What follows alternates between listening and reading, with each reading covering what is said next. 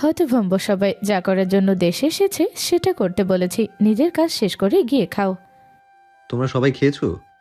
হ্যাঁ, একা একা খেলে আমাকে রাখলেও না। তুমি নিজেই তো গতকাল বললে তোমাকে যেন কেউ ডিস্টার্ব না করে, তাই তো ডাকেনি। আলভি ডাইনিং রুমের দিকে এগিয়ে যেতে যেতে বলে। খেয়ে তারপর আসছি। আলতাফ মাহমুদের গলার স্বর একটু জোরে হয়। আলভি নিজের কাজ শেষ করে তারপর গিয়ে খাও। খিদের চোটে আমার পেটে হাতি ডান্স করছে, কথা বলার শক্তি নেই, খেয়ে আসছি। আলভি ড্রয়িং রুমে ঢুকে যায়। সোফায় বসে থাকা সকলে একে অপরের মুখের দিকে তাকাতাকি করে। মায়ের চোখ তোলে না আর। আলভি সামনে থেকে সরে যাওয়ায় একটু যেন স্বস্তি ফিরে পায়। আলভির সামনে আসলেই কেমন যেন লাগছে। বুকের ভেতর অস্বাভাবিকভাবে কম্পন শুরু হয়। ঐশী রহমান ডাইনিং রুমে প্রবেশ করেন। আলভি চেয়ারে বসে আছে।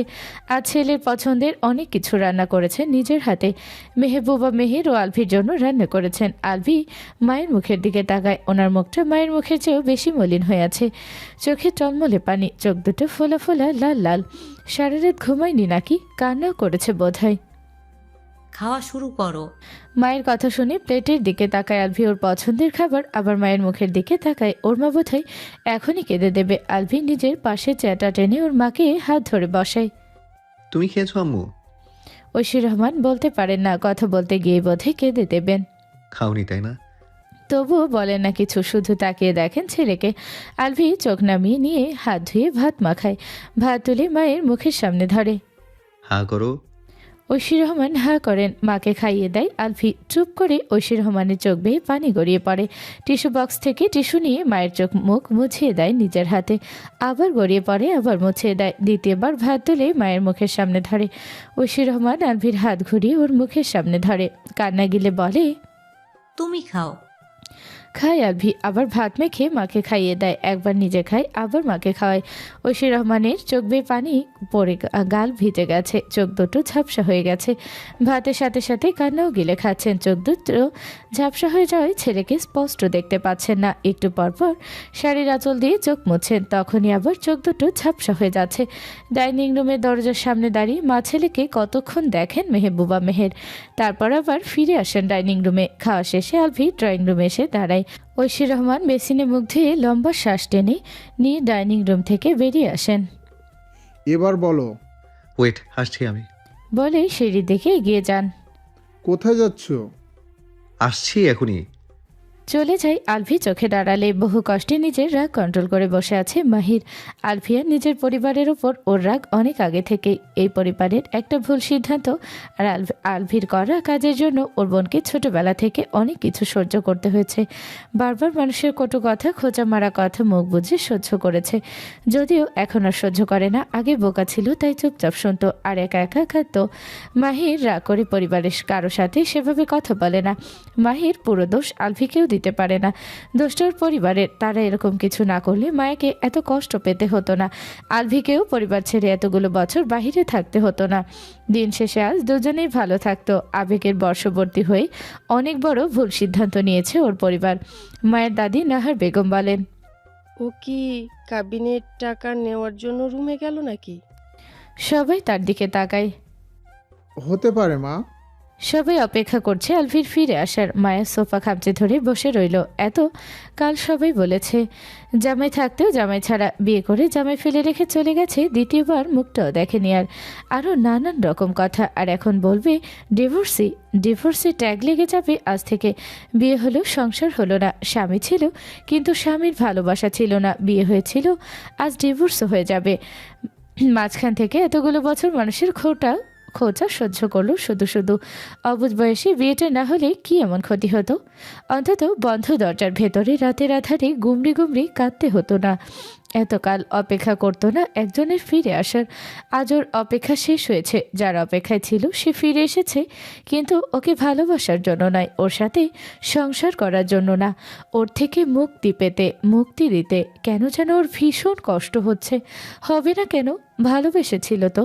আলভি নিচে নেমে আসে। সবাই তাকায় ওর দিকে। এই ছেলে এমন ফিটফাট হয়ে এসেছে কেন? ব্ল্যাক প্যান্ট, হোয়াইট শার্ট, এক হাতে ফোন, অন্য হাতের সাহায্যে সানগ্লাস গোল গোল করে ঘোরাচ্ছে। চুলগুলো জেল দিয়ে সেট করা, সুন্দর লাগছে দেখতে। মায়া একবার তাকিয়ে চোখ নামিয়ে নেয়। এই পুরুষটা ওর হয়েও হয়নি। আলতাফ মাহমুদ আবার তাড়া দেন আলভিকে। আলভি ডোন্ট কেয়ার ভাব নিয়ে বলে ওঠে, আমার একটা কাজ আছে বাইরে, কাজটা শেষ করে আসছি আগে। বলেই শীষ বাজাতে বাজাতে বাইরের দিকে এগিয়ে যায়। এখনও সানগ্লাসটা গোল গোল ঘোরাচ্ছে। আবারও বাড়ির সবাইকে অবাক বিস্ময়ে বিমূঢ় করে দিয়ে বাহিরে বেরিয়ে যায় বাড়ি থেকে। এবারে নিজেকে শান্ত রাখতে পারে না মাহির। রাগে ক্ষোভে চেঁচিয়ে বলে, কি পেয়েছে ও?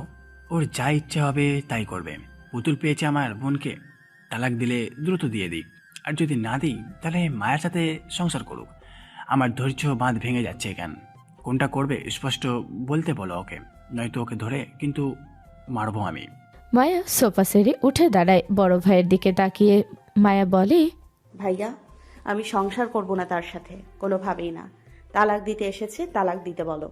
বলেই হন হন করে হেঁটে এগিয়ে যায় সিঁড়ির দিকে।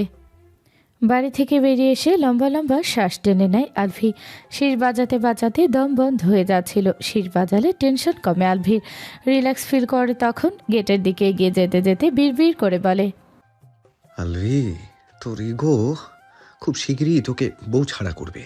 বউয়ের আদর পেতে চাইলে দ্রুত ইগোকে নিজের জীবন থেকে আউট কর, নয়তো তোর বউ গেল।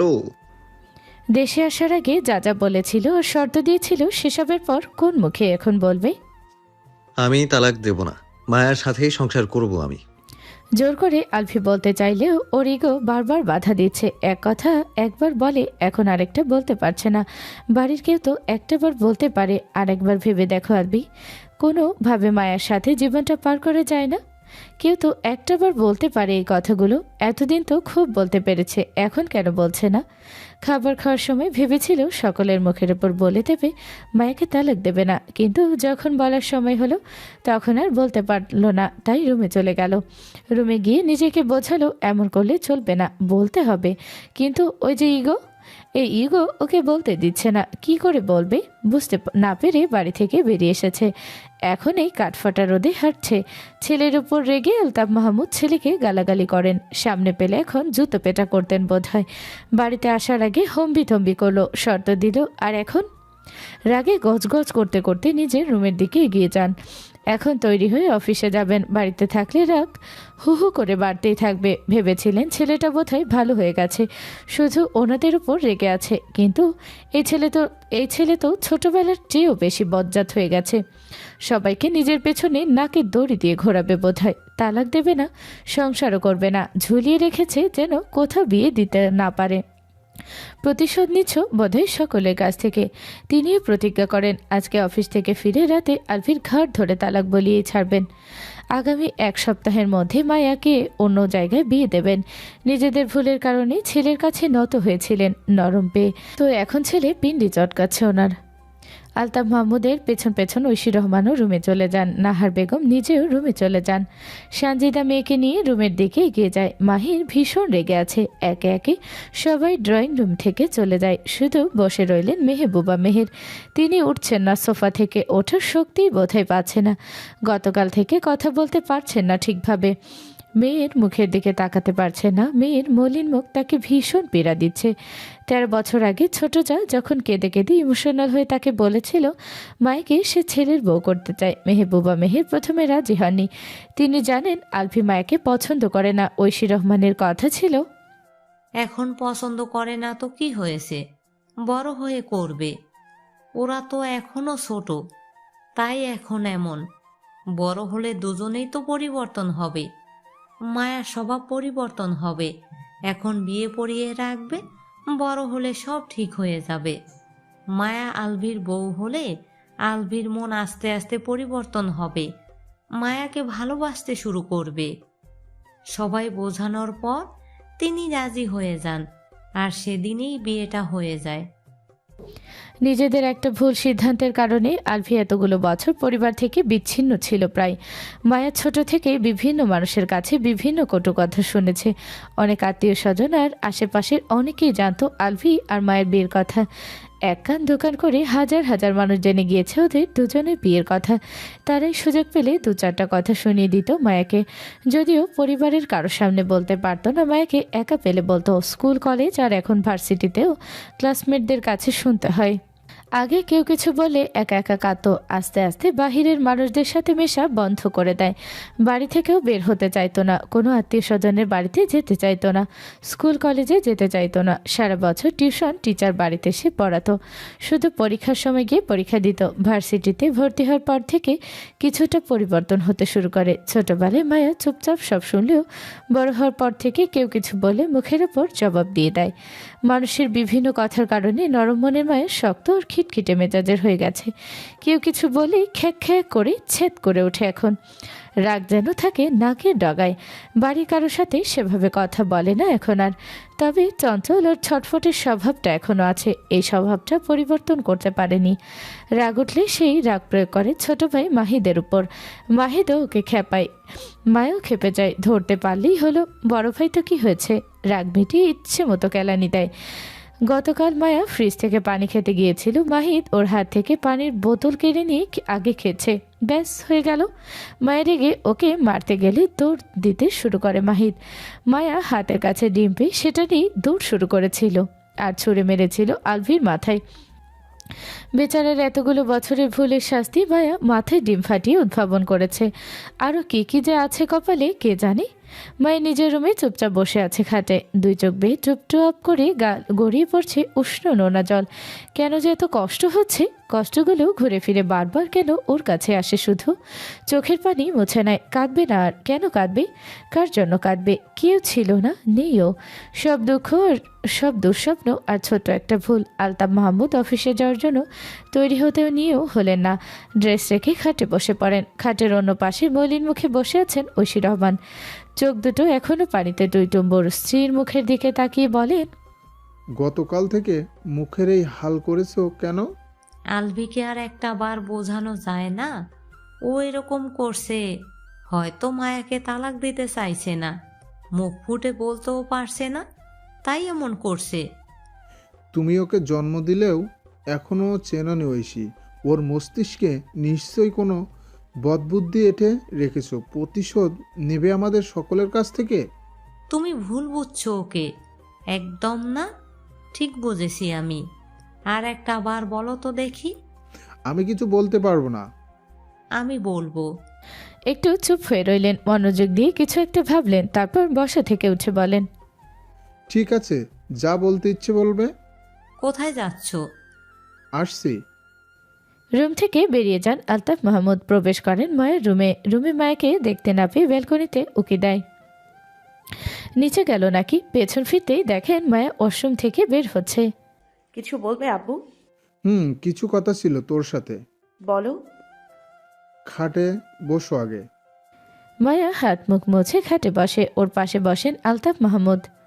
ঐশী রহমান ঝিম ধরে ফ্লোরের দিকে তাকিয়ে রইলেন এক দৃষ্টিতে। আবেগের বশবর্তী হয়ে 15 বছর আগে মনে মনে একটা সিদ্ধান্ত নিয়েছিলেন। তখন কাউকে বলেননি মনের কথা, নিজের মনের কথা মনের ভেতরেই রেখে দিয়েছিলেন। 13 বছর আগে ওনার কানে খবর আসে আলভি পাশের বাসার ছোট মেয়ে মারিয়ার সাথে প্রেম করে। খবরটা শোনার পর মনের মধ্যে ভয় ঢুকে যায়। তিনি আগেই ভেবে রেখেছেন মায়াকে ছেলের বউ করবেন। নিজের মেয়েকে হারিয়ে মায়াকে মেয়ের মতো করেই লালন পালন করছেন। মনে মনে মায়াকে ছেলের বউ হিসেবে মেনে নিয়েছেন। আলভি অন্য মেয়ের সাথে প্রেম করে আর 2-1 বছর পর বিয়ে করে ফেলতে পারে। তিনি আর দেরি করেন না, আলতাফ মাহমুদকে বলেন নিজের মনের কথা এবং জেদ ধরে বলেন আজকে মায়া আর আলভির বিয়ে দিয়ে দিতে। বাড়ির সবাই মোটামুটি রাজি হলেও মাহির আর মেহবুবা মেহের রাজি হন না। বুঝিয়ে সুঝিয়ে দুজনকেও রাজি করানো হয়। পারিবারিকভাবে হুজুর ডেকে বিয়ে পড়ানোর সিদ্ধান্ত হয়। আলভির ফুপু আঞ্জারা আর ওনার স্বামী সন্তানদের কল করে বাড়িতে ডাকা হয়। আলভি বাড়িতে ফেরার সাথে সাথে জোর করে ধরে বেঁধে বিয়ে পড়িয়ে দেওয়া হয় দুজনের। সারাদিন বাড়ির বাহিরে ঘুরে ফিরে সন্ধ্যার পর বাড়ি ফিরে আসে আলভি। ড্রয়িং রুমে বসে সানজিদা মান্তাসাকে খাবার খাওয়াচ্ছে। পাশেই ফোনের স্ক্রিনে ডুবে আছে মাহিদ, মনোযোগ দিয়ে টাইপিং করছে। আর কাউকে দেখতে পেল না ড্রয়িং রুমে। কিচেনের দিকে উকি দিয়ে নিজের রুমের দিকে এগিয়ে যায়। ঘেমে নিয়ে শরীর চিটচিটে হয়ে গেছে, শাওয়ার নিতে হবে। বাহিরে এত গরম সহ্য করা যায় না। দীর্ঘ সময় ধরে শাওয়ার নিয়ে শরীর শীতল করে। 3 কোয়ার্টার প্যান্ট পরে এক হাতে ভেজা ড্রেস, অন্য হাতে টাওয়াল দিয়ে চুল মুছতে মুছতে ওয়াশরুম থেকে বেরিয়ে রুমে আসে। সোজা চলে যায় ব্যালকনিতে, ভেজা ড্রেস মেলে দিয়ে রুমে ফিরে আসে। গায়ে টি শার্ট জড়িয়ে চুল ব্রাশ করে নেয়। মিষ্টি ঘ্রাণের পারফিউমটা হাতে তুলে নিতেই রুমে প্রবেশ করে ঐশী রহমান। ঘাড় ঘুরিয়ে মায়ের দিকে তাকিয়ে আবার আয়নার নিজের দিকে তাকায়। ঐশী রহমান আলভির পাশে এসে দাঁড়ান। 10 মিনিট আগেও এসেছিলেন, আলভি ওয়াশরুমে ছিল তাই চলে গিয়েছিলেন। হাতে পারফিউমটা ড্রেসিং টেবিলের উপর রেখে মায়ের দিকে ঘুরে দাঁড়ায় আলভি। কিছু বলবে আম্মু? মলির মুখে বলেন, তুমি কতদিন আছো বাংলাদেশে? 1 মাস। এতগুলো বছর পর এসে মাত্র 1 মাস? মায়ের মলির মুখটা 2 হাতে আগলে ধরে চোখের কোনা বেয়ে গড়িয়ে পড়া পানিটুকু আঙ্গুলের সাহায্যে মুছে দেয়। ব্যবসা ফেলে রেখে তো এখানে বেশি দিন থাকতে পারবো না, আবার আসবো। ঐশী রহমান ছেলের মুখের দিকে তাকিয়ে থাকেন। কেন যেন ছেলের মুখের দিকে শুধু তাকিয়ে থাকতে ইচ্ছে করছে। ছেলেকে দেখার তৃষ্ণা মিটছে না তার। একটু একটু দেখে মন ভরছে না। ঐশী রহমানের চোখ বেয়ে গল গল করে পানি গড়িয়ে পড়তে শুরু করে। বাঁধ ভাঙা পানি গড়িয়ে পড়ছে। ছেলের 2 গালে হাত রাখেন, সারা মুখে হাত বোলান। আলভি যখন ছোট ছিল তখন যেভাবে ডাকতেন এখনও সেভাবেই ডেকে ওঠেন।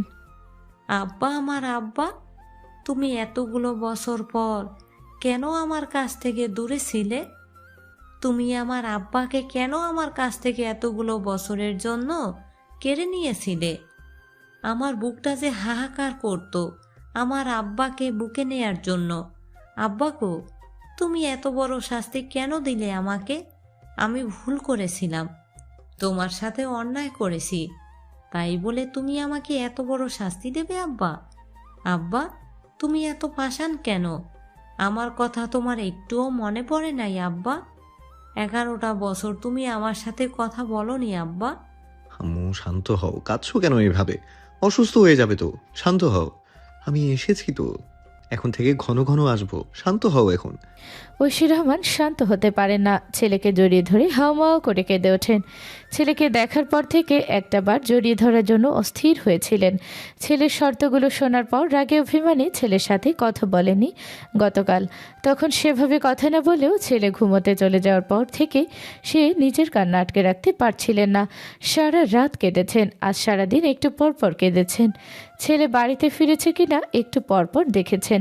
কয়েকবার বাড়ির বাহিরে গিয়ে দাঁড়িয়েছিলেন, কিন্তু তার ছেলে বাড়ি ফেরেনি। সন্ধ্যার পর যখন শুনল বাড়িতে ফিরেছে তখনই এই রুমে এসেছিলেন। কিছু সময় বসেও ছিলেন। ওয়াশরুম থেকে বের হচ্ছিল না বলে নিজের রুমে গিয়ে স্বামীকে আবার কতক্ষণ বোঝালেন। আলভিকে যেন একটাবার তিনি বলেন মায়ের সাথে সংসার করার কথা, কিন্তু আলতাফ মাহমুদ সাফ সাফ না করেছেন। এ বিষয়ে তিনি একটা কথাও বলবেন না আলভির সাথে। কাঁদতে কাঁদতে শ্বাস নিতে পারেন না ঐশী রহমান। দাঁড়িয়ে থাকতে পারছেন না। আলভি মাকে ধরে নিয়ে খাটে বসায়। বেডসাইড টেবিলের ওপর রাখা পানির বোতল থেকে মাকে পানি খাওয়ায়। পানির বোতল রেখে মাকে শক্ত করে জড়িয়ে ধরে বলে, শান্ত হও আম্মু, শ্বাস নিতে কষ্ট হচ্ছে তো তোমার। সরি, 1000 বার, লাখো কোটি বার সরি। আর কোনো কষ্ট দেবো না তোমাদের কাউকে। ডাইনিং টেবিলে খাবার খাওয়ার জন্য বসেছে সবাই, শুধু নেই মায়া। ও এখনও রুম থেকে বের হয়নি। মাহিদ গিয়ে ডেকে এসেছে 2 বার। মায়ের রুম থেকে বের হয়। ও কেন লুকিয়ে থাকবে? চোরের মতো, খুনির আসামির মতো কেন লুকিয়ে বসে থাকবে? ও তো চুরি করেনি, আর না খুন করেছে। তাহলে কেন আলফির জন্য রুমবন্দি হয়ে থাকবে? অনেক থেকেছে বাড়ি বন্দি, রুম বন্দি হয়ে, আর না। সিনা টান টান করে সিঁড়ি বেয়ে নেমে আসে। কাউকে ভয় পায় না, আর না কাউকে পরোয়া করে এখন। এই আলভিকে তো মোটেও ভয় পায় না। শুধু সামনে থেকে দেখলেই শরীর কাঁপে, বুক কাঁপে। নাম শুনলেই বুকের ভেতর দিরিম দিরিম করে ওঠে। তাছাড়া আর কিছুই হয় না। নিচে নেমে স্বাভাবিকভাবে ডাইনিং রুমে এগিয়ে যায়, বসে আলভির সামনাসামনি হয়ে। আলভি চোখ তুলে একবার তাকায় মায়ের মুখের দিকে, তারপর আবার খাওয়ায় মনোযোগ দেয়। অন্য দিনের তুলনায় আজকে ডাইনিং রুম একদম নিশ্চুপ। মায়ার মাথার উপরে ফ্যানটা শুধু ভো ভো শব্দ তুলে ঘুরছে। 9টার মধ্যে সকলের খাওয়া শেষ হয়। আলতাফ মাহমুদ আলভির হাত শক্ত করে চেপে ধরেন। এই ছেলেকে এখন কিছুতেই পালাতে দেবেন না। একটা না একটা বিহিত করতেই হবে এখন। হয় তালাক দে, নয়তো সংসার কর। এভাবে বাচ্চাদের মতো হাত চেপে ধরেছো কেন আব্বু? আমি কোনো বাচ্চা ছেলে না, আর না কোনো মেলায় রয়েছি যে হারিয়ে যাব। হাত ছাড়ো। সবাই তাকিয়ে আছে বাপ ছেলের দিকে। কোনো চালাকি নয়। কি চালাকি করলাম? সবাই সোফায় বসো। আলভিকে টেনে নিয়ে সোফায় বসেন নিজেও। তুমি কি চাইছো? আপাতত ঘুমোতে চাইছি। চরম বিরক্ত হন আলতাফ মাহমুদ। মায়াকে তালাক দাও এখন। আমি তালাক দেওয়ার পর কি করবে? মায়াকে ভালো ছেলের সাথে বিয়ে দেব। ছেলে দেখেছো? হ্যাঁ, ছেলের বাড়ি কোথায়, থাকে কোথায়, কি করে, নাম কি, দেখতে কেমন? এতগুলো প্রশ্ন শুনে বাড়ির সবাই তাকিয়ে আছে আলভির দিকে। তা দিয়ে তোমার কি কাজ? তোমার কাজ তুমি করো, দ্রুত বলে ফেলো বাক্য 3টা। ছেলের পিক দেখাও আমাকে। কেন? আমি দেখবো তাই। আলতাফ মাহমুদ ছেলেকে নিজের ফোনে থাকা একটা ছেলের পিক বের করে দেখান। আলভি মনোযোগ দিয়ে দেখে ছেলেটাকে। পছন্দ হয়নি। কি? ছেলেটাকে দেখতে যেন কেমন। তোমার চেয়ে বেশি সুদর্শন। আর তোমার তো পছন্দ হওয়ার দরকার নেই, যার সাথে বিয়ে হবে সে পছন্দ করলেই হলো। আলভি মনে মনে বলে, আমার বউকে বিয়ে করবে আর আমার পছন্দ হতে হবে না? আর এই ছেলে কোন অ্যাঙ্গেল থেকে আমার চেয়ে বেশি হ্যান্ডসাম? দুদিন পরই তো টাক হয়ে যাবে। ফোনটা বাবার হাতে ধরিয়ে দেয়। বাবার হাত থেকে নিজের হাত ছাড়িয়ে নিয়ে বসা থেকে উঠে দাঁড়ায়। সিঁড়ির দিকে এগিয়ে যেতে যেতে বলে, আমি মায়াকে তালাক দেব না। ও আমার বউ আর আমার বউ হয়েই থাকবে সারা জীবন। কথা শেষ করে শীষ বাজাতে বাজাতে সিঁড়ি বেয়ে উপরে উঠে যায় আলভি। রাত প্রায় 11টা বেজে গেছে। আলভির ঘুম আসছে না আজ এখনো। শোয়া থেকে উঠে বসে, হাতের ফোনটা পাশে রেখে বেড থেকে নেমে দাঁড়ায়। এগিয়ে গিয়ে আলমারির সামনে দাঁড়ায়। আলমারি খুলে ভেতর থেকে সিগারেটের প্যাকেট বের করে। দুটো সিগারেট আর লাইটারটা হাতে নিয়ে ব্যালকনির দিকে আগায় নিঃশব্দে। কয়েক কদম এগিয়ে গিয়ে দাঁড়িয়ে যায়। ঘুরে দাঁড়িয়ে রুমের ডোর খুলে রুম থেকে বেরিয়ে আসে। লাইটার আর সিগারেট দুটো প্যান্টের পকেটে ভরে নেয়। যদি কেউ সামনে চলে আসে বলা তো যায় না। সিঁড়ি বেয়ে ছাদে উঠতে উঠতে ভাবে, ও ড্রয়িং রুম থেকে চলে আসার পর কি কথা হয়েছে সকলের মধ্যে? সকলের রিয়াকশন কেমন ছিল, বিশেষ করে মায়ের? সবাই নিশ্চয়ই অনেক বেশি অবাক হয়েছে, সাথে শকড। সকলে এই বিষয়টা নিয়ে সবাই ওকে হাজারটা প্রশ্ন করবে। হঠাৎ মত পরিবর্তন করার কারণ জানতে চাইবে। তখন এতগুলো প্রশ্নের সম্মুখীন যেন না হতে হয়, তাই দ্রুত নিজের রুমে এসে ডোর লক করে দিয়েছিল। ভেবেছিল কেউ এসে হয়তো ওকে ডাকবে, কিন্তু আশ্চর্যের বিষয়, কেউ ওকে ডাকেনি। আর না, ও রুমে দিকে ডোর নক করেছে। সবাই কি স্বাভাবিকভাবে নিয়েছে ব্যাপারটা, নাকি অন্য কোনো কারণে চুপ করে রয়েছে? ছাদের কাছাকাছি আসতেই পকেট থেকে সিগারেট বের করে ধরাতে ধরাতে ছাদে উঠে আসে। তখনই ওর কানে ভেসে আসে কোনো এক মেয়ের গলায় বিষাদ মিশ্রিত গান। আলভি মনোযোগ দিয়ে শোনে গানটা। কণ্ঠস্বর পরিচিত, এটা মায়ের গলার স্বর। মায়া তোরাতে ছাদে কি করছে, আবার এভাবে গলা ছেড়ে গান গাইছে? অন্ধকার রাতে ছাদে টিমটিমি আলোর একটা লাইট জ্বলছে। যেদিক থেকে গলাস্বর ভেসে আসলো সেদিকেই তাকিয়ে আছে আলভি। ছাদের কার্নিশে রেলিং ধরে উল্টো ঘুরে দাঁড়িয়ে আছে মায়া। আলভি মায়ের দিকে এগিয়ে না গিয়ে একটু দূরে দাঁড়িয়ে সিগারেট খেতে শুরু করে। কলেজে ভর্তি হওয়ার পর বন্ধুদের পালায় পড়ে সিগারেট খেতে শুরু করেছিল। সেই অভ্যাস এখনও রয়ে গেছে, কিছুতেই খাওয়া বন্ধ করতে পারে না। তবে আগের চেয়ে অনেক কমিয়ে ফেলেছে খাওয়া। অন্ধকার আকাশ পানে হাত বাড়ায় মায়া। যোজন যোজন দূর থেকে যেন ছুতে চায় ওই তারাগুলোকে, ছুতে পারে না তারাগুলো। হাত গুটিয়ে নেয়, আকাশ পানে তাকিয়ে ধীর মলিন স্বরে বিড়বিড় করে বলে, আল্লাহ, আমার সাথে এমন কেন করছো তুমি? আমি কি বিশাল করে পাপ করে ফেলেছি? তুমি এত কষ্ট কেন দাও আমাকে? একটু থেমে লম্বা শ্বাস টেনে নেয়। তুমি কেন ফিরে এলে? দূরে ছিলে সেটাই তো ভালো ছিল। স্বপ্নে তোমার সাথে সংসার করতাম, কল্পনায় তোমায় দেখতাম, ভাবতাম সেটাই আমার জন্য ভালো ছিল। আমাকে এক আকাশ সম যন্ত্রণা দেওয়ার জন্য কেন ফিরে এলে? আর কত পোড়াবে আমাকে? দূরেই থাকতে, কোনোদিন সামনে না আসতে, তোমার অপেক্ষাতেই না হয় এক জীবন পার করে দিতাম। তুমি ফিরে এলে আমার সাথে সংসার করার জন্য না। তুমি ফিরে এলে আমার সাথে সংসার করার জন্য না, তালাক দেওয়ার জন্য। কি মনে করে আবার বলছো তালাক দেবে না? আমাকে কষ্ট দেওয়া কি শেষ হয়নি? আরো যন্ত্রণা দেওয়া বাকি রয়ে গেছে। রাগ কমেনি তোমার? তিলে তিলে কষ্ট যন্ত্রণা দেওয়ার চেয়ে একেবারে মেরে ফেললেই তো পারো তোমরা সবাই। আর কত সহ্য করবো আমি? সব দোষ কি শুধুই আমার? কারো কোনো দোষ নেই? তোমার কি দোষ ছিল না? সব সময় আমরা মেয়েরাই কেন সাফার করব? এই সমাজ সব সময় কেন মেয়েদের দোষ দেখে? তুমি জানো কি, আমার সহপাঠীরা বাদেও কলেজের শিক্ষক পর্যন্ত আমাকে নিয়ে মজা নিত, আমাকে কথা শোনাতো। 9 বছর বয়স থেকে আমি কি কি সহ্য করেছি তা তোমার আর এই পরিবারের ধারণার বাইরে। আমি আর সহ্য করতে পারছি না, এসব সহ্য করতে পারবো না আর। হাঁপিয়ে গেছি এখন। তোমার উদ্দেশ্য কি? তুমি কি চাও আমি জানি না। তুমি তখন ড্রয়িং রুমে যা বললে তা কেন বলেছো তাও বুঝতে পারছি না। ক্লিয়ার করে বলনি কিছু। আমি এখন মুক্তি চাই এসব থেকে, বিশেষ করে তোমার কাছ থেকে মুক্তি চাই। আমি চাই না তোমার বউ হয়ে থাকতে। আমাকে মুক্তি দিয়ে দাও তুমি। কথাগুলো বলতে বলতে দু চোখ বেয়ে গড়িয়ে পড়ে পানি। সবকিছু এখন অসহ্য লাগে। শুয়ে থেকেও ঘুম আসছিল না। রুমে থাকতে দম বন্ধ হয়ে আসছিল, তাই ছাদে উঠে এসেছে। রাতে এ বাড়ির কেউ ছাদে আসে না। মায়া মাঝে মধ্যেই রাতে এসে ছাদে বসে থাকে। দূর আকাশ পানে তাকিয়ে অর্ধেক রাত পার করে দেয়। গলা ছেড়ে গান গায়, ফোনে গান শোনে, একা একা কথা বলে। এসব ওর নিত্যদিনের সঙ্গী।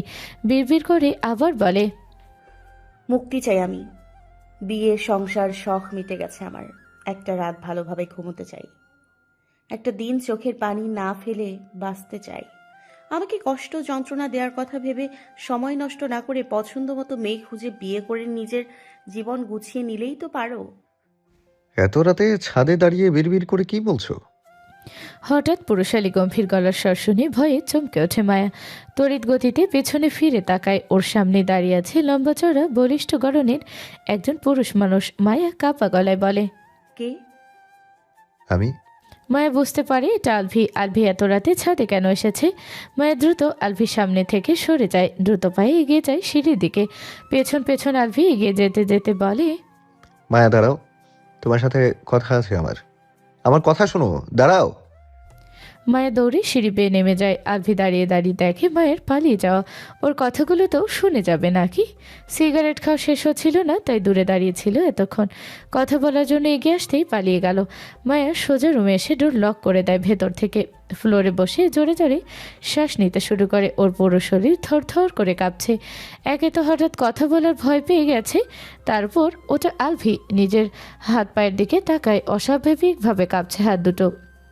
পানি খাওয়া প্রয়োজন। দৌড়ে এসে এখন দাঁড়ানোর শক্তিই পাচ্ছে না। হামাগুড়ি দিয়ে পানির কাছে এগিয়ে যায়। কাঁপতে থাকা হাতে পানির গ্লাস শক্ত করে চেপে ধরি। পানি খাই পুরোটা। গ্লাস বেডের উপর রেখে বেডের সাথে হেলান দিয়ে বসে। আলভি সামনে আসলেই এমন কেন হয়? আলভি হেঁটে এগিয়ে গিয়ে রেলিংয়ের উপর বসে দ্বিতীয় সিগারেটটা ধরায়। মায়ের গলার স্বর শুনে বুঝতে পেরেছিল হঠাৎ কথা বলায় মায়া ভয় পেয়ে গেছে। এভাবে হঠাৎ কথা বলা উচিত হয়নি, কিন্তু বিড়বিড় করে কি বলছিল। সিগারেটের বিষাক্ত ধোঁয়া খোলা আকাশের দিকে উড়িয়ে দেয়। মায়ের সাথে কথা বলতে হবে। ডাইনিং টেবিলে আর সোফায় মায়ের চোখে মুখের দিকে খেয়াল করেছিল। মায়ের চোখে মুখে স্পষ্ট রাগ দেখা যাচ্ছিল। মায়া ওর ওপর রেগে আছে হয়তো, আর রেগে থাকাটাই স্বাভাবিক। সিগারেট শেষ করে রেলিংয়ের ওপর থেকে নেমে দাঁড়ায়। দুই হাত পকেটে গুজে সিঁড়ির দিকে এগিয়ে যায় আস্তে আস্তে শির বাজাতে বাজাতে। করিডোরে আসতেই ওর সামনে পড়ে আলতাফ মাহমুদ। ওনাকে দেখে আলভির পা দুটো থেমে যায়। আলতাফ মাহমুদের পা দুটো থেমে গেছে। অবাক হয়ে বলেন, তুমি এখনো ঘুমাওনি? ওকে, কোথায় গিয়েছো? আলভি কথা বলে না। সিগারেট খেয়েছে একটু আগেই। এখন কথা বলেই আলতাফ মাহমুদ বুঝতে পেরে যাবেন। ছাদে গিয়েছিল নাকি? আলভি মাথা নাড়িয়ে হ্যাঁ বলে। আজকে ঘুম পায়নি? তখন তো কাউকে কিছু বলতে না দিয়েই রুম এসে ডোর লক করে দিলে। এখন না ঘুমিয়ে ছাদে কি করতে গিয়েছে? আলভি এবারে চুপ করে রইল। এভাবে চুপচাপ দাঁড়িয়ে থাকতে দেখে বিরক্তিতে কপাল ভ্রু কুঁচকে যায় আলতাফ মাহমুদের। এই ছেলেটা এমন কেন হয়েছে? কিছু জিজ্ঞেস করলে উত্তর দেয় না। কেউ কিছু জিজ্ঞেস করবে বলে আগে কেটে পড়ে সেখান থেকে। এ ছেলে নিজেকে কি মনে করে? আমেরিকার প্রেসিডেন্ট? চলন বলন দেখলে তাই মনে হয়। কথা বলছো না কেন? মুখে কুলু পেটেছ? কথা আছে তোমার সাথে, নিচে চলো। আলভি ওর বাবাকে ক্রস করে নিজের রুমের দিকে এগিয়ে যায়। তারপর বলে, তোমাদের সকলের যত কথা আছে, প্রশ্ন আছে, সেসব আগামীকাল সকাল থেকে রাত পর্যন্ত শুনবো আর উত্তর দেব। এখন অনেক রাত হয়েছে, গিয়ে ঘুমিয়ে পড়ো। আমি এখনই কথা বলতে চাই। সকালে। বলে নিজের রুমে ঢুকে যায়। ডোর লক করে ফোঁস করে শ্বাস ছাড়ে। ভাগ্য ভালো গন্ধ পায়নি। অসময়ে প্রবেশ করে। ফ্রেশ হয়ে কুলি করে রুমে এসে শুয়ে পড়ে। পরের দিন ভোরে অন্ধকার অন্ধকার থাকতে থাকতে ঘুম থেকে ওঠে আলভি। ফ্রেশ হয়ে বাড়ি থেকে বেরিয়ে যায় জগিং করার জন্য। জগিং করে 6টার সময় বাড়িতে ফিরে আসে। ড্রয়িং রুমে এসে দেখে ওর বাবা আর শ্বশুর সোফায় বসে কিছু একটা নিয়ে কথা বলছে। আলভিকে দেখে আলতাফ মাহমুদ সোফায় বসতে বলে, শাওয়া নিয়ে ফ্রেশ হয়ে আসি, ঘামে শরীর ভিজে গেছে। না, আগে কথা বলবে, তারপর ফ্রেশ হতে যাব। জাস্ট 10 মিনিট লাগবে ফ্রেশ হতে। যাবো আর আসবো, তোমরা দুজন নিজেদের কথা শেষ করো ততক্ষণে। বাবাকে কিছু বলার সুযোগ না দিয়ে সিঁড়ির দিকে এগিয়ে যায় আলভি। ফ্রেশ হয়ে 15 মিনিট পর রুম থেকে বেরিয়ে আসে আলভি। ড্রয়িং রুমে এসে দেখে বাড়ির সবাই উপস্থিত হয়ে গেছে, শুধু মায়া আর মান্তাসা নেই। আলভি সিঙ্গেল সোফায় বসে। আলতাফ মাহমুদ বলেন, কি চাইছো তুমি? কি? গতকাল রাতে কি বললে ক্লিয়ার করে বলো। বলেছি আমি মায়াকে তালাক দেব না। দেবে না সেটা তো বুঝতে পেরেছি, কেন দেবে না সেটা খোলস করো। সম্পর্কটা তো এভাবে ঝুলিয়ে রাখার কোনো মানে হয় না। হয় সংসার করো, না হয় মুক্তি দিয়ে দাও। আমি মায়ের সাথেই সংসার করব। রাতে আলফির কথা শুনে সবাই যতটা না অবাক হয়েছিল, এখন যেন তার চেয়ে কয়েক গুণ বেশি অবাক হয়েছে। রাতে আলতাফ মাহমুদ বলেছিলেন আলফি তালাক দিলেই মায়াকে অন্য জায়গায় বিয়ে দেবেন। ছেলে আগেই দেখে রেখেছে, মানে সবকিছু আগেই পরিকল্পনা করে রেখেছিলেন। এখন শুধু দুজনের তালাক হওয়া বাকি। আলফি মায়াকে এখন তালাক দেবে না, সংসারও করবে না, অন্য কোথাও বিয়েও হতে দেবে না। সারা জীবন এভাবেই ঝুলিয়ে রাখবে। সবাই ভেবেছিল আলভি সবকিছু জেনে নিজের রাগ আর জেদের কারণে অমন কথা বলেছে, কিন্তু এখন তো দেখছে অন্য কিছুই। নাহার বেগম বলেন, কি বললি তুই, আবার বল। বলেছি আমি মায়াকে তালাক দেব না, ওর সাথেই সংসার করব, বাকিটা জীবন কাটাবো। নাহার বেগমের কুচকে যাওয়া গল দুটো ফুলে ওঠে, ওষ্ঠতায় প্রসারিত হয়, চোখে মুখে হাসি ফুটে উঠেছে। ঐশী রহমানের চোখে মুখেও খুশির ঝিলিক দেখা যায়। মেহবুবা মেহের এর চোখে মুখেও একই রকম হাসি। তার মেয়ের এলোমেলো জীবনটা এবার বোধহয় গুছিয়ে উঠবে। মাহির বলে, তুই তো মায়াকে তালাক দেওয়ার জন্যই দেশে এসেছিস, তাহলে এখন তালাক না দিয়ে সংসার করতে চাইছিস কেন? কিছু প্ল্যান করছিস নাকি? মাহিরের কথা শুনে সবাই ওর দিকে তাকায়। আলভি বড় ভাইয়ের দিকে তাকিয়ে বলে, এসব কি বলছো ভাইয়া? কিসের প্ল্যান করব? মানুষের মন পরিবর্তন হতে কতক্ষণ? আলতাফ মাহমুদ বলেন, তোর মন পরিবর্তন হলো কেন হঠাৎ? আগে তো খুব হন্দিতম্বি করেছিলি, এখন তাহলে এমন সিদ্ধান্ত কেন? তোমার কথাবার্তা আমার কাছে স্বাভাবিক লাগছে না। নিশ্চয়ই কোনো গড়বড় আছে। তুমি কি চাইছো? তোমার মনে কি চলছে ক্লিয়ার করে বলো। আমার মনে একটাই ভাবনা চলছে, বিয়ে করেছি, এখন সংসার করব। তারপর তোমাদের 10-12টা নাতি নাতনি উপহার দেব, ব্যাস, তাছাড়া আর কিছুই না। সকলের চোখ যেন কোটর থেকে বেরিয়ে আসবে। চোখ দুটো বড় বড় করে আলভির দিকে তাকিয়ে আছে সবাই। আলভি বলছে এসব কথা? এই ছেলের শরীরে জিন বা ভূত ভর করেনি তো? জিন বা ভূত এসব কথা বলেছে নিশ্চয়ই, না হলে তো এসব কথার মুখ দিয়ে বের হওয়ার কথা নয়। হঠাৎ করে এ ছেলের হয়েছে কি? সত্যি সত্যি তুমি মায়ের সাথে সংসার করতে চাইছো? হ্যাঁ। কিন্তু মায়া করতে চায় না। আলতাফ মাহমুদের এমন কথায় সবাই অবাক হয়ে যায়। আলভি কপাল ভ্রু কুঁচকে বলে, কেন? জানি না আমি। মায়া বলছে তোমার সাথে সংসার করবে না, আজকেই তালাক দিয়ে দিতে বলছে। মিথ্যে বলছো তুমি। একটাও মিথ্যে বলছি না, সকলের সামনে তো বলেছি। আমি ওকে বোঝাতে গিয়েছিলাম, ও সোজা সাপটা আমাকে বলে দিয়েছে তোমার সাথে কিছুতেই সংসার করবে না। আমি বিশ্বাস করি না। তুমি বিশ্বাস করো না করো, তাতে আমার কিছু যায় আসে না। তুমি মায়াকে তালাক দিয়ে দাও, আমি ওকে অন্য জায়গায় বিয়ে দেব।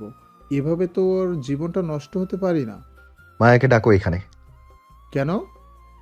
ও আমার সামনে নিজের মুখে বলবে, তবে আমি বিশ্বাস করব। মাহিদ, যা মায়াকে ডেকে নিয়ে আয়। মাহিদ সোফা ছেড়ে মায়ের রুমের দিকে এগিয়ে যায়। কয়েক মিনিট পরে মায়া নিচে নেমে আসে, মাথা নিচু করে দাঁড়ায় সকলের সামনে। আলভি মায়ের মুখের দিকে তাকিয়ে থাকে।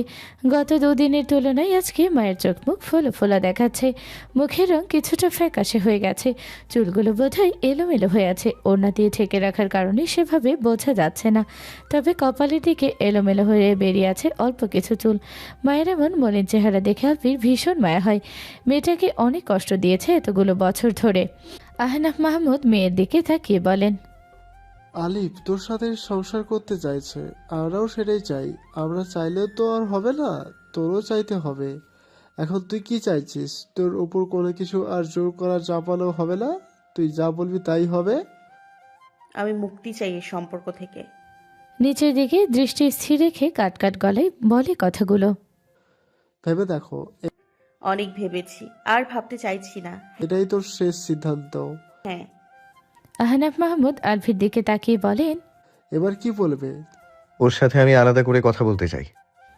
মায়ের রাগে কাট কাট গলার স্বর। আমি কারোর সাথে কোনো কথা বলতে চাই না। আলফি মায়ের রাগী চেহারার দিকে তাকিয়ে থাকে। এত রাগ, মায়ের এখনও নিচের দিকে তাকিয়ে আছে। একটাবার মুখ তুলে কারো দিকে তাকায়নি। ঐশী রহমান মায়ের দিকে তাকিয়ে বলেন, মায়া এমন কথা বলছো কেন? আলভিকে প্লিজ আম্মু, আমি আর কোনো কথা বলতে চাইছি না। এত বছরে মানুষের এত এত কথা শুনেছি যে এখন আর কারোর কথা শুনতে ইচ্ছে করে না। এতগুলো বছর আমি সব কিছু মেনে নিয়েছি, কিন্তু এখন আর মানতে পারবো না। তোমার ছেলে যা করতে এতগুলো বছর পর বাড়ি ফিরেছে তা করতে বলো। ও তো তোমার সাথে সংসার করতে চাইছে মায়া। উনি সংসার করার জন্য দেশে আসেনি আম্মু। কিন্তু এখন তো এখন উনি চাইলেও আমি চাই না। আমি মুক্তি চাই এই সম্পর্ক থেকে আর এমন জীবন থেকে।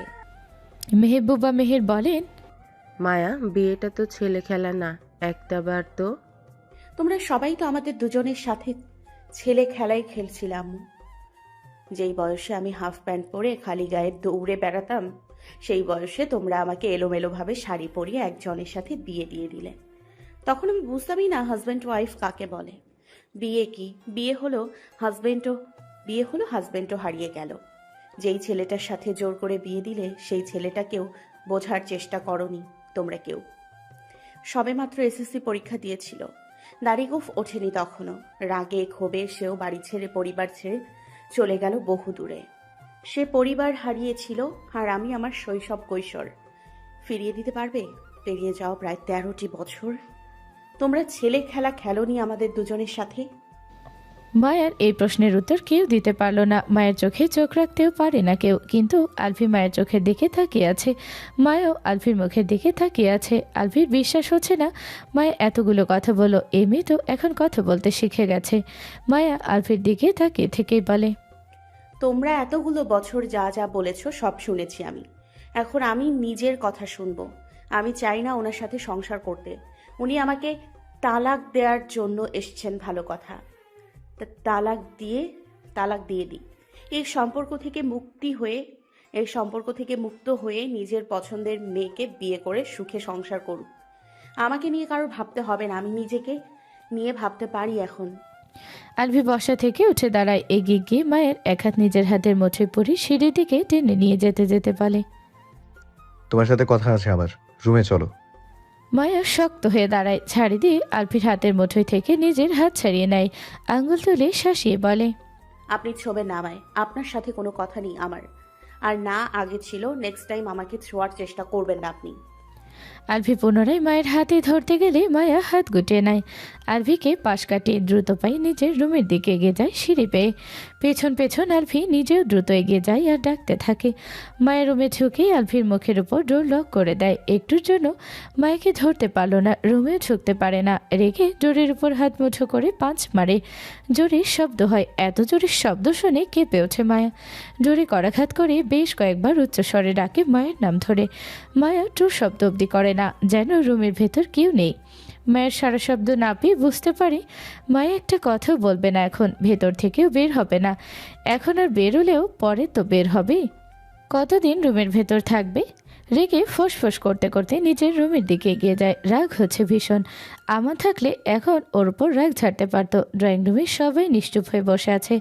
মাহির সকলের দিকে একবার নজর বুলিয়ে বলে, আমি প্রথমে নিষেধ করেছিলাম সেদিন। আমার কথা শুনলে আজ এমন পরিস্থিতির সৃষ্টি হতো না। মাহিদ বলে, একবার এ রাজি তো সে রাজি না, আবার সে রাজি তো এ রাজি না। দুজনকে এক রুমে 1 মাস বন্দি করে রাখো, দেখবে সব ঠিক হয়ে গেছে। তুই বেশি কথা বলিস, চুপচাপ বসে থাক। হ্যাঁ, চুপচাপ বসে থাকো। আর এদের দুজনের কাহিনী অন্তত কাল চলতেই থাকবে। তুই যাবি এখান থেকে নাকি? যাচ্ছি, ভালো কথা বললেই দোষ। সোফা ছেড়ে উঠে নিজের রুমের দিকে এগিয়ে যায় মাহিদ। নিজের পরিবার আর এই দুজন জামাই বইয়ের উপর ভীষণ রাগ হচ্ছে। এদের চক্করে পড়ে ওর খাওয়া হলো না। ভার্সিটি যেতে হবে একটু পরেই। বাহিরে খাবার খেতে পারে না, খেলে বিভিন্ন রকম সমস্যা দেখা দেয়। বাড়ি থেকে না খেয়ে বেরোলে সারাদিন না খেয়ে থাকতে হবে। কি আর করার। দুপুরে মায়াকে ডাকতে আসে মাহির। এর আগে ঐশী রহমান, মেহবুবার মেহের, সানজিদা এসে ডেকে গেছেন অনেকবার। কথা বলেও রুম থেকে বের হয়নি মায়া। বলুন ডোর খোল। মায়া সারা শব্দ করে না। মাহির নরম মায়া বিস্বরে বলে, বনু ডোর খোল, তোর সাথে কথা আছে আমার। কথাগুলো বলেই চলে যাব। মায়া ডোর খুলে দেয়। সামনে তাকিয়ে দেখে মাহির খাবারের প্লেট হাতে দাঁড়িয়ে আছে। মাহির বোনের মুখের দিকে তাকায়। মায়াকে স্বাভাবিক লাগছে। ভেজা চুলগুলো কোমর পর্যন্ত ছড়িয়ে রয়েছে। মাত্রই বোধহয় ওয়াশরুম থেকে বেরিয়েছে। মায়া পথ ছেড়ে দাঁড়ায়। মাহির ভেতরে প্রবেশ করে। মায়া ডোর লক করে বেডে এসে বসে। মাহির ভাত মাখাতে মাখাতে বলে, সবাই এত বার করে ডেকে গেছেন, সবাই এতবার করে ডেকে গেছেন, বের হসনি কেন? ইচ্ছে হয়নি তাই। তাই বলে না খেয়ে থাকবি দুপুর পর্যন্ত? কে বললো আমি না খেয়ে আছি? কি খেয়েছিস? কেক, বিস্কুট, বাদাম, চানাচুর আর চকলেট। কোথায় ফেলি? আমার রুমে ছিল আগে থেকেই। এত রাগ ভালো না কিন্তু। কোথায় এত রাগ দেখালে? আর একটা বার। ওই প্রসঙ্গে কথা বলতে চাইছি না ভাইয়া। তুমি মাহির বোনের মুখে ভাত পরে দিয়ে তাকিয়ে রইল। মায়া ভাত চিবোতে চিবোতে বলে, খেয়েছো? খাবো একটু পর। বাড়ির সবাই? খেতে বসেছেন। আলভি নিজের রুমে ডোর লক করে বসে আছেন, সকালেও খায়নি, এখনো বের হচ্ছে না। ওনার কথা তো জিজ্ঞেস করিনি তোমাকে আমি। মাহির বোনকে বোঝানোর চেষ্টা করে, কিন্তু উল্টো মায়া ওর ভাইকে জ্ঞান দিতে শুরু করে। মাহিরকে কিছু বলতেই দেয় না, নিজেই এটা সেটা বলে যায়। মাহির বোনের মুখের দিকে তাকিয়ে কথাগুলো শুনে শুধু শুনেই যায়। মায়া এত কথা বলতে পারে আজকের আগে জানতো না। বড় মানুষদের মতন গুছিয়ে কথা বলছে। মায়া তো আজকের আগে কখনো এত কথা বলেনি, আর না বাড়ির কারো মুখের উপর কোনো কথা বলেছে। এই বোকাশোকা মেয়েটার এত বুদ্ধি হলো কবে? মায়াকে খাওয়ানো শেষ করে খালি প্লেট বাটি নিয়ে নিচে নেমে আসে। ততক্ষণে বাড়ির সকলের খাওয়া শেষ। মাহিরকে দেখে আহনাব মাহমুদ বলেন, কিছু বোঝাতে পেরেছো? কি বোঝাবো? উল্টা আমাকেই এত এত জ্ঞান দিয়ে দিল। আমার চেয়ে ওর মাথায় বেশি বুদ্ধি, আমাকে কিছু বলতেই দেয়নি। কিছুই বলতে পারোনি? না রে। আচ্ছা যাও খেয়ে নাও, তোমার জন্য সাজিদা বসে আছে। বিকেল 4টায় নিজের রুম থেকে বেরিয়ে আসে মায়া। সিঁড়ির কাছাকাছি আসতেই দেখে আলভি সিঁড়ি বেয়ে উপরে উঠে আসছে। আলভি নিজেও দেখে মায়াকে। নেভি ব্লু কালারের একটা গাউন পরে আছে, হালকা সাথে নেভি ব্লু কালারের হিজাব। দেখতে মাশাআল্লাহ সুন্দর লাগছে খুব। আলভি মায়ের সামনে এসে দাঁড়ায়। মায়া পাশ কাটিয়ে চলে যাওয়ার চেষ্টা করে। আলভি 2 হাত প্রসারিত করে মায়ার পথ রোধ করে দাঁড়ায়। এত সেজেগুজে কোথায় যাচ্ছ? মায়া মুচকি হেসে বলে, বয়ফ্রেন্ডের সাথে ডেটে যাচ্ছি, যাবেন ভাইয়া? আলভির কপালে কয়েকটা ভাঁজ পড়ে। গম্ভীর স্বরে বলে, আবল তাবল না বলে সত্যি কথা বলো, কোথায় যাচ্ছ? আর ভাইয়া কাকে ডাকছো? লজ্জা করছে না হাজবেন্ডকে ভাইয়া ডাকতে? একদম মিথ্যা কথা। আপনিও চলুন আমার সাথে, পরিচয় করিয়ে দেব আপনার সঙ্গে। শত হোক আপনার ছোট বোনের ভবিষ্যৎ হাজবেন্ড হবে বলে কথা। আর আপনি তো আমার ভাইয়াই, বড় ভাই হিসেবে আপনার অধিকার আছে ছোট বোনের। মাঝপথে থামিয়ে দেয় মায়াকে। রাগে আলভির ফর্সা মুখ লাল হয়ে উঠেছে। দাঁতে দাঁত চেপে বলে, মজা করা হচ্ছে আমার সাথে? একদম না। মায়ের ফোনে রিং বেজে ওঠে। ফোনের স্ক্রিনে তাকিয়ে আলভির দিকে তাকায়। ভাইয়া আসছি আমি, রাতে না হয় আগামীকাল দেখা হবে। দেরি হয়ে যাচ্ছে, বাই। বলে 2 হাতে গাউন উঁচু করে ধরে দৌড়ে নিচে নেমে যায়। আলভি স্তব্ধ হয়ে দাঁড়িয়ে আছে তখনও। নিজের হুঁশেই নেই যেন। রাগে ওর মাথা ফেটে যাচ্ছে। যতক্ষণে হুঁশে ফেরে ততক্ষণে মায়া বাড়ি থেকে বেরিয়ে গেছে। আলভি দৌড়ে সিঁড়ি বেয়ে নিচে নেমে আসে। না থেমে দৌড়ে বাড়ির বাহিরে বেরিয়ে আসে। মায়া গেট পেরিয়ে বেরিয়ে যাচ্ছে। আলভি মায়ের নাম ধরে ডেকে দৌড়ে এগিয়ে যায়। ততক্ষণে মায়া একটি ছেলের বাইকের পেছনে উঠে বসেছে। পেছন থেকে দেখে আলভি ভাবে ওটা মাহিদ, তাই দৌড়ের গতি কমায়। কিন্তু ছেলেটি যখন ঘাড় ঘুরিয়ে পেছনে তাকায় তখন দেখে ওটা অন্য একটা ছেলে। মায়া ছেলেটির কাঁধের ওপর হাত রাখে, অন্য হাতে গাউন ধরে রাখে। আলভি কাছে এগিয়ে যেতেই ছেলেটি বাইক স্টার্ট দিয়ে ধরে ছড় বাহিরে চলে যায়। আলভি বড় বড় চোখ করে তাকিয়ে রইল দুজনে চলে যাওয়ার পথে। এই ছেলে সত্যি সত্যি মায়ের বয়ফ্রেন্ড? মায়া ওকে রেখে অন্য ছেলের সাথে রিলেশনে জড়িয়েছে, সেই জন্যই কি ওর সাথে সংসার করতে চাইছে না মায়া? রাগে আলভি দাঁত কিরমির করে। ওর কি করতে ইচ্ছে করছে নিজেও বুঝতে পারছে না। কই আলভি তো এত বছরে কোনো মেয়ের সাথে রিলেশনে জড়াতে পারলো না।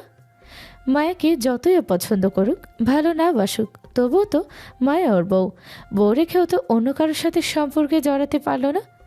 যখনই কোনো মেয়েকে পছন্দ হয়েছে তখনই ভেতর থেকে কেউ একজন চিৎকার করে বলেছে, আলভি তুই বিবাহিত, তোর বউ আছে, তুই কি নিজের জীবনে রেখে অন্য কাউকে ভালোবাসতে পারিস না, কারোর সাথে সম্পর্কে জড়াতে পারিস না। তাই তো এত হ্যান্ডসাম হয়েও এখনও আগের মতোই রয়ে গেছে। মায়া কিভাবে পারলো অন্য ছেলের সাথে সম্পর্কে জড়াতে? রাগে সাপের মতো ফোঁস করতে করতে বাড়ির ভেতরের দিকে এগিয়ে যায়। আজকে শুধু বাড়িতে আয়, তারপর তোর ব্যবস্থা করব। ডেটে যাও। ওর ছোট বোন, ওকে ভাইয়া ডাকা। ড্রয়িং রুমে এসে দাঁড়ায় আলভি। রাগে ওর মাথা ফেটে যাচ্ছে। ওকে তখন দৌড়ে বাহিরে যেতে দেখে ঐশী রহমান আর মেহবুবা মেহের ড্রয়িং রুমে এসে দাঁড়িয়েছেন। আলভিকে দেখে ঐশী রহমান বলেন, এভাবে দৌড়ে কোথায় গিয়েছিলে? কিছু হয়েছে? আর এত রেগে আছো কেন? আলভির গম্ভীর স্বর। বাড়ির মেয়ে কোথায় যায়, কার সাথে যায়, খোঁজ খবর রাখো না? কি হয়েছে? মায়া কোথায় গেল? ওর মামার বাড়িতে কেন? বলে গেছে তোমাদের? হ্যাঁ, কার সাথে গেল? মাহিদ ওর সাথে। মাহিদ ছিল না ওটা? কোনটা? যেই ছেলের সাথে মায়া গেল। কোন ছেলের সাথে গেছে? মায়ের কথায় বিরক্ত হয় আলভি। রেগেই বলে, প্রশ্নটা তো আমি করেছি, মায়া কার সাথে গেল? ছেলেটাকে আমি চিনলে তোমাদের জিজ্ঞেস করতাম নাকি কে ওই ছেলে? দুইজন একে অপরের মুখের দিকে তাকায়। মাহিদের সাথেই তো মায়ের যাওয়ার কথা, কার সাথে গেল তাহলে? মেহবুবা মেহের বলেন, ছেলেটাকে দেখতে কেমন? লম্বা চওড়া, মাহিদের চেয়ে বয়সে বড় মনে হলো। গায়ের রং শ্যামবর্ণের, ক্লিন শেভ করা। ক্লিন শেভ করা না, ওর দাড়িই ওঠেনি এখনো। ওটা শিপন। কোন শিপন? ছোট ভাইয়ার ছোট ছেলে শিপন। সেই ছোট্ট শিপন? হ্যাঁ ও এত বড় হয়ে গেছে? হ্যাঁ, শিহাবের চেয়ে শিপনকেই বড় মনে হয়। সবার ছোট শিপন, কিন্তু সবাই ওকেই সবার বড় বলে। বয়সের তুলনায় দ্রুত বড় হয়ে গেছে। পুরো হরলিক্স ফ্যাক্টরি ওকে গুলে খাইয়েছে নাকি? 17 বছরের ছেলেকে 25 বছরের মনে হলো। বলছি না, যে দেখে সেই ওকে সকলের বড় বলে। মায়া মামার বাড়িতে কেন গেল? আজকে শীতলের জন্মদিন। জন্মদিন তো পালন করতে দেয় না, ওরা ছোটরাই নিজেদের মতো করে আনন্দ করে। তাই মাহিদ আর মায়াকে যেতে বলেছিল। মাহির তো বড় হয়ে গেছে, ওকে যেতে বললে যায় না, সেজন্য মায়া আর মাহিদ গেছে। আলভি আর কিছু না বলে নিজের রুমের দিকে এগিয়ে যায়। মায়া ওকে কি বলেছে সেসব আর বলে না মা শাশুড়ি মাকে। মায়া যে শয়তানি করে বলেছে ওকে জ্বালানোর জন্য, সেটা বুঝে গেছে। কি বজ্জাত মেয়ে ভাবা যায়। একটুর জন্য মিনি হার্ট অ্যাটাক হতে হতে বেঁচে গেছে। দুইজন একে অপরের মুখের দিকে তাকিয়ে হেসে ওঠেন। মায়াকে অন্য ছেলের সাথে দেখে আলভি জেলাস, সেজন্যই এত রেগেছিল। দুজনে আবার কিচেনের দিকে এগিয়ে যান। শিপন বাইক চালাতে চালাতে সামনের দিকে দৃষ্টি রেখেই বলে, আপু, ভাইয়া তো তোমাকে ডাকলো, কথা বললে না কেন? আর এত তাড়াহুড়ো করছিলে কেন? রেগে কে ডাকলো না ডাকলো সেটা নিয়ে তো তোকে ভাবতে হবে না। তুই মনোযোগ দিয়ে বাইক চালা, ফেলে দিস না আবার। যাচ্ছ কেন? তুই মুখ বন্ধ রাখ। ভাইয়াকেও নিয়ে আসলে ভালো হতো না? এত যে ভাইয়া ভাইয়া করছিস, তোর কোন জন্মের ভাই হয় তুই চিনিসও নাকি? আজকের আগে কখনো দেখেছিস? ছোটবেলায় তো দেখেছি একটু তোর মনে আছে সে কথা? একটু। ঢপ মারার আর জায়গা পাস না। ঢপ মারবো কেন? সত্যি কথা বলছি। চুপচাপ বাইক চালা। তুমি তো আলুই ভাইয়াকে ভালোবাসতে আপু। কে বললো তোকে? আমি জানি। ছোট মানুষ ছোটদের মতন থাকবি, বড়দের মতন কথা বলছিস কেন? আমাকে তোমার ছোট মনে হয় এখনো? সবাই আমাকে বড় বলে। শুধু হাত পাই বড় হয়েছিস, বুদ্ধিতে না। কথা বলতে বলতে বাড়িতে এসে পৌঁছায় দুজন। বাইক পার করে রেখে দুজন বাড়ির ভেতরে প্রবেশ করে। মায়াকে দেখেই দৌড়ে আসে শীতল। আলভি ভাইয়া, বউ আপনার আসার সময় হলো তাহলে। আমি তো ভেবেছিলাম আজকে আসতে পারবেন না। আপু, তোমাকে বলেছি না এই নামে সম্বোধন করবে না আমায়। কেন? এই নামে সম্বোধন করলে তো তুই চুপ করবে কি করে? চুপ করবে কি না? আমি কিন্তু চলে যাব। এত রেগে যাচ্ছিস কেন? আচ্ছা চুপ করলাম, এখন আয়। বাড়ির সকলের কাছে এগিয়ে যায় মায়া। অনেকগুলো দিন পর মামার বাড়িতে আসা হয়েছে। রাত প্রায় 1:30। একা একা ছাদে বসে আছে আলফি। ঘুম দুই চোখের পাতায় ধরেই দিচ্ছে না। রুমে থাকতে থাকতে বিরক্ত হয়ে ছাদে উঠে এসেছে। গরমে ছাদেও ভালো লাগছে না, আবার রুমেও যেতে ইচ্ছে করছে না। বাড়ির সবাই ঘুমিয়ে গেছে অনেক আগেই। বিরক্ত হয়ে আবার সিগারেট ধরায়। ওর কেমন যে লাগছে ও নিজেই বুঝতে পারছে না। জার্মানি থাকাকালীন ব্যস্ত সময় পার করতো সবসময়, কাজের মধ্যেই বিজি থাকতো। আর এখানে আসার পর থেকেই শুয়ে বসে সময় পার করছে। আজকে সময় যেন পার হতেই চাইছে না। কারোর সাথে যে কথা বলবে সে উপায়ও নেই। সবাই ঘুমিয়ে আছে এখন। রেলিংয়ের উপর বসে আবার সিগারেট ধরায় উদাস মনে আকাশের দিকে তাকিয়ে সিগারেটে টান দেয়। ভাবতে শুরু করে অতীত, মায়া আর সেই পুরনো আলফিটাকে। সবকিছু আজ অন্যরকম হতে পারত। ওরার মায়ের সুখের একটা সংসার হতো। দুজনের মধ্যে আজ এত এত দূরত্ব থাকতো না। সব কিছু কেমন এলোমেলো হয়ে গেছে, কোনো কিছুই ঠিক নেই, আগেও ছিল না। পরের দিন দুপুর পর বাড়ি ফিরে আসে মায়া আর মাহিদ। গত রাতেই ফিরে আসতে চেয়েছিল, তবে ওর মামা মামি কেউ আসতে দেয়নি, রাত বেশি হয়ে গিয়েছিল বলে। ড্রয়িং রুমে এসে কাউকে দেখতে পায় না দুজন, শুধু মেয়ে মায়া রয়েছে। ওই ডোর খুলে দিয়েছে, বাকি সবাই হয়তো নিজেদের রুমে বিশ্রাম নিচ্ছে। আসরের নামাজের পর নিজের রুম থেকে বেরিয়ে আসে আলভি। গত রাতে সারা রাত জেগেছিল, সকালে খাবার খেয়ে ঘুমিয়েছিল, তাই সারাদিন ঘুমিয়েই পার করলো। ড্রয়িং রুমে এসে দেখে মাহিদ সোফায় বসে ফোন দেখছে। ভাতিজিকে কোলে নিয়ে নাহার বেগম অন্য সোফায় বসে তসবি পাঠ করছেন। আশেপাশে নজর বোলাই আর কাউকে দেখতে পেল না। মায়া বোধহয় নিজের রুমে রয়েছে। হেঁটে এগিয়ে এসে বসে মাহিদের পাশে। মাহিদ ঘাড় ঘুরিয়ে বড় ভাইয়ের দিকে তাকায়। আলভি হাত বাড়িয়ে মান্তাসাকে কোলে তুলে আদর করে। মাহিদের দিকে তাকিয়ে বলে, কখন এসেছিস? দুপুরের পরেই। যা, তৈরি হয়ে আয়। কেন? কোথায় যাব? মার্কেটে। আমি? হ্যাঁ, সাথে তোর বাইকের চাবিও নিয়ে আসিস। যা এখন। মাহিদকে বসে থাকতে দেখে তারা দেখিয়ে বলে, যা। মাহিদ উঠে চলে যায় তৈরি হওয়ার জন্য। আলভি মান্তাসাকে নিয়ে মেতে ওঠে।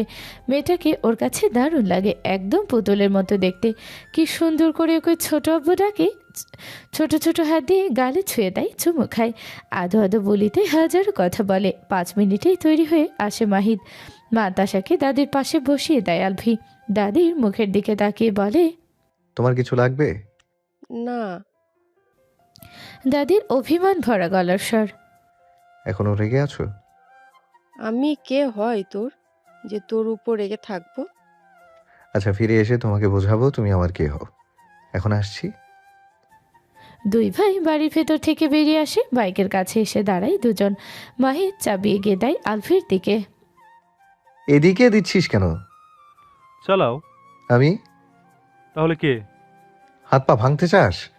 আমি বাইক চালাতে পারি না, তুই চালা, আমি পেছনে বসছি। অবাক হয়ে বড় ভাইয়ের দিকে তাকিয়ে থাকে মাহিদ। তুমি বাইক চালাতে পারো না? না, দেরি হয়ে যাচ্ছে, বেশি কথা না বলে বস তো সামনে। আমি ভেবেছি তুমি চালাবে। তুমি চালাতে পারো না, তাহলে গাড়ি নিয়ে যাই। না, আমি বাইকেই যাব। আর কথা না বাড়িয়ে সামনে উঠে বসে মাহিদ, পেছনে বসে আলভি। আমি যতদিন আছি ততদিন তুই আমাকে বাইক চালানো শেখাবি। আচ্ছা। বাইক স্টার্ট দিয়ে বাড়ি থেকে বেরিয়ে আসে দুজন। কিছুটা এগিয়ে আসার পর হঠাৎ বাইক থামায় মাহিদ। আলভি বিরক্ত হয়ে বলে, মাঝ রাস্তায় থামাচ্ছিস কেন? সামনে দেখো। সামনে তাকায় আলভি। একটি মহিলা দাঁড়িয়ে আছে একটা বাড়ির সামনে। 2 হাতে 2 5 বছরের বাচ্চার হাত। পাশেই 7-8 বছরের একটি ছেলে দাঁড়িয়ে আছে। মেয়েটিকে একটু একটু পরিচিত মনে হলো আলভির, তবে পুরোপুরি মনে পড়ছে না মেয়েটাকে। কিছু সময় তাকিয়ে থাকার পর আলভি বলে, কে ওই মহিলা? আর ওনাকে দেখতে বলছিস কেন? চিনতে পারছো না কে এটা? হুম। তোমার এক্স ভাইয়া। চমকে ওঠে আলভি, আবার তাকাই সামনের দিকে। যা ভেবেছিল এখন তাই দেখছে। 3 বাচ্চার মা হয়ে গেছে মারিয়া। একটু পরেই মুচকি হেসে বলে, ওই মহিলা মারিয়া? এত বড় বড় ছেলে মেয়ে ওর। তুমি জার্মানি চলে যাওয়ার পরের বছর বিয়ে করেছিল পালিয়ে গিয়ে। 3 বছর পর বড় ছেলেকে কোলে নিয়ে ফিরে এসেছেন দুজনে। তারপর 5 বছর আগে যমজ ছেলে মেয়ে হয়েছে। কার সাথে পালিয়ে গিয়েছিল? সিয়ামের সাথে? না। অবাক হয় আলভি। তাহলে কার সাথে? এইবারের বড় ছেলে তারেক রহমানের সাথে। তারেক ভাইয়ার ফ্রেন্ড ছিল না? আলভি হেসে বলে, সিয়ামকে ও ছ্যাঁকা দিয়েছে নাকি সিয়াম ওকে ছ্যাঁকা দিয়েছে? তুমি বেঁচে গিয়েছিলে, নয়তো কয়েকদিন পর তোমাকেই ছ্যাঁকা দিয়ে দিত। মানে? সিয়ামের সাথে ওর আগে থেকেই সম্পর্ক ছিল। তুই জানলি কিভাবে? এটা তো সবাই জানতো, তুমি ফুপুদের বাড়িতে থাকতে, তাই জানতে না কিছু। ভাই, ভীষণ আফসোস হচ্ছে। কেন? এক্স 3 বাচ্চার মা হয়ে গেছে আর আমি এখনো 1 বাচ্চার বাপ হতে পারিনি। সেটা তোমার দোষ। চল এখন এখান থেকে, নয়তো হার্ট অ্যাটাক চলে আসবে। এক্সকে অন্যের বাচ্চার মা হতে দেখে মাহিদের মাথায় চাটি মারে আলভি। দাঁতে দাঁত চেপে আলভি বলে, উল্টাপাল্টা কথা বলবি তো লাথি দিয়ে তোর মজার হাড্ডি ভেঙে দেবো বেয়াদব। আমি এখনো বাপ হইনি, সেজন্য অ্যাটাক চলে আসবে। বোনকে অল্প বয়সে বিধবা করতে না চাইলে বাইক টান দে শালা। শপিং মলে এসে পৌঁছায় দুই ভাই। আলভি লেডিস শপে প্রবেশ করে।